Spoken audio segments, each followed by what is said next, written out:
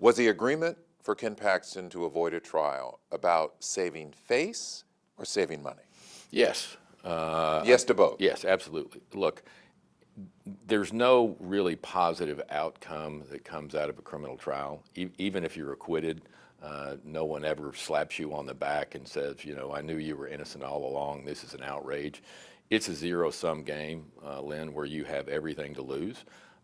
And when I was offered pretrial diversion, or we negotiated for pretrial diversion, I've never turned down one of those in my life, and I wasn't going to do it now. And it's true, it saved him money. Paying his team would have been far more expensive than the, quote, restitution numbers, but it was both. Yeah. I'm curious. What did Ken Paxton say about having to take a legal ethics course? Look, he was, as I've said before, this case was pending longer than the Beatles were together. It was pending longer than my first 3 marriages put together. It lasted a long time, and he was fine with doing whatever he needed to do to get it behind him. It must be a tough pill to swallow for the chief law enforcement officer in the state of Texas to have to take a legal ethics course. You know, it's certainly not something he's going to put on his resume. I hope that's not in his obituary. But again, he was focused on resolving the case, and if that's one of the things it takes to resolve it and get it behind him, he's fine with it. I wonder what his words were when the deal was made, when the offer was made. What did he say? Well, what Paxton said was, great, let's get this done. I want to get back to being the Attorney General. I'm tired of fighting this battle. Let's go. You know if he started taking the online course for legal ethics? I don't know. Okay. 15 hours, I believe. 15 hours. I know how I take my online courses, my ethics. I get online and I watch a computer for 15 hours or whatever it is, and I get up. I don't know that he's started that yet, but it'll be soon. He wants to get it behind him. I think, Len, the quicker we comply with those conditions, Mr. Weiss has indicated that he would consider an early resolution of it. So the sooner he gets it done, the better off everybody will be. Do you know if he's paid the $270,000 in restitution? He is not. He is working on that. He's working on that. You've been a lawyer for decades. That kind of experience doesn't come cheap. Has he paid you? He has paid me. He hasn't, like all other clients I've had, he has not paid me enough, but he has paid me. My fees were reasonable, and he's been appropriate. Do you know if he started the community service, 100 hours? He has not. I think he starts that in the next couple of weeks. We're working on where he's going to do that now. Any idea where he'll do that? It'll be in Collin County. He wants to do something that's sort of a community outreach. It'll be, you know, a Habitat for Humanity or a food bank or something like that.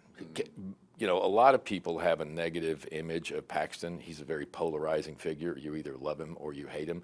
He's really a pretty gracious guy, his public persona notwithstanding. He's pretty easy to get along with, and he's a decent fellow to be around.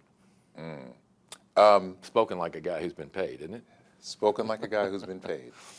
Let's go to the charges that this agreement, you know, avoided.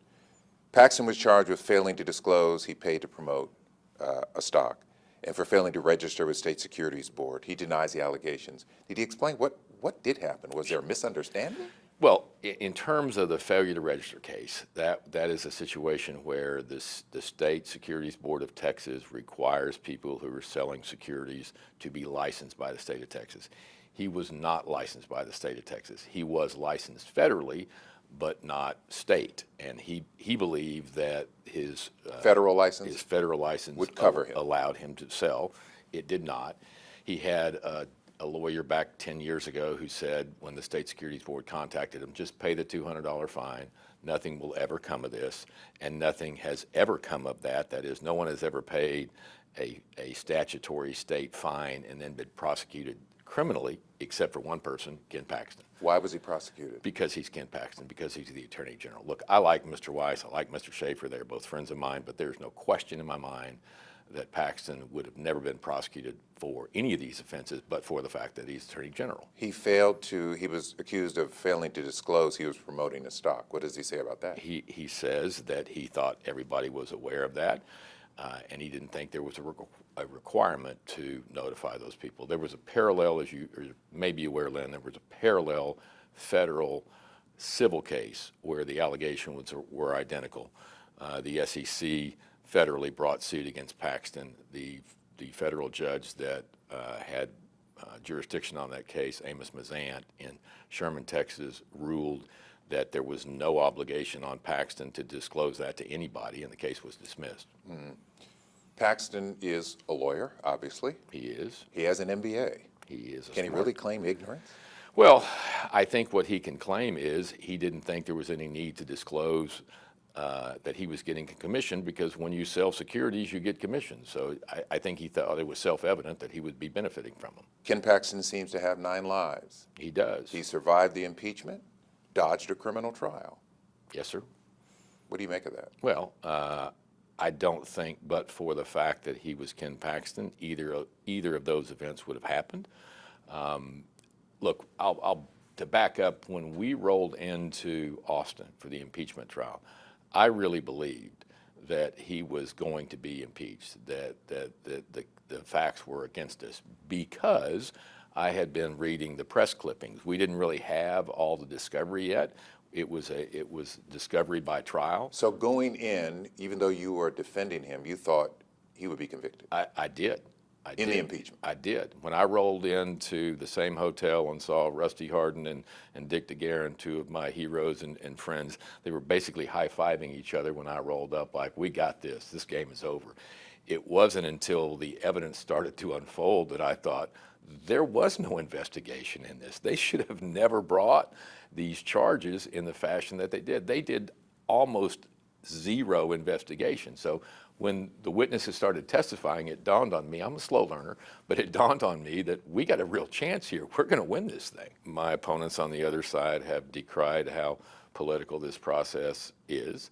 Well, of course it's political. It's an impeachment. There's nothing more political than an impeachment process. That's like going to a men's club and being shocked that there's frontal nudity. That's what happens at those places. That's what happens in an impeachment trial. But you must admit, Dan, it works in your favor to have a jury. It's almost like being able to pick the jury that are friends of the defendant. That's essentially what happened. Well, were there more Republicans than Democrats in the Senate? Yes, absolutely. Is that a favor? Does that augur towards a good result for Paxton? Sure. But I'm a little frazzled when I keep hearing how political it was, because, again, there is nothing more political than an impeachment trial. We should not be surprised. We should not be surprised. Are we done with the Ken Paxton saga legally? I hope so.